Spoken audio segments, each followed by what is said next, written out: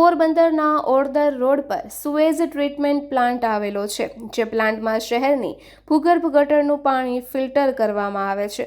Plant છેલ્લા ઘણા દિવસથી બંધ હોવાથી પ્લાન્ટનું ગંદુ પાણી સીધો જ નિકાલ થાય છે, ત્યારે વહેલી તકે તેને કાર્યરત કરવા માંગ ઉઠી છે.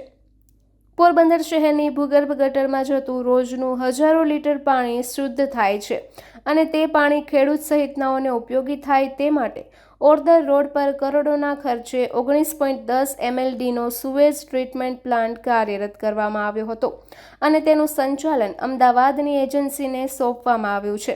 પરંતુ આ પ્લાન્ટમાં અવારનવાર ફોલ્ટ સર્જાય છે, જેના લીધે ગંદા પાણીનો સીધો જ નિકાલ થાય છે.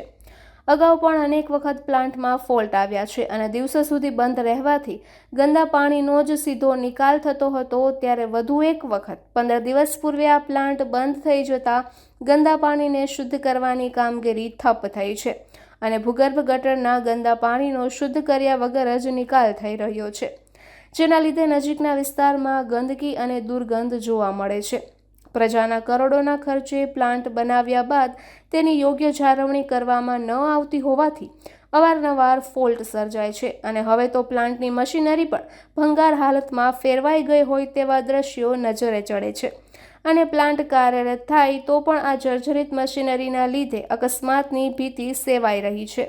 ત્યારે આ મામલે ડેપ્યુટી મ્યુનિસિપલ કમિશનર મનન ચતુર્વેદીને પૂછતા તેઓએ એવું જણાવ્યું હતું કે પ્લાન્ટમાં માઇનોર રિનોવેશન કામગીરી કરવાની બાકી છે, જે પૂર્ણ થયે પ્લાન્ટ ફરીથી કાર્યરત થશે.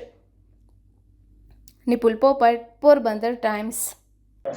મહાનગરપાલિકા રતનપર ખાતે જે એસટીપી આવેલ છે તેમાં અગાઉ સમારકામના કારણે બંધ હતી.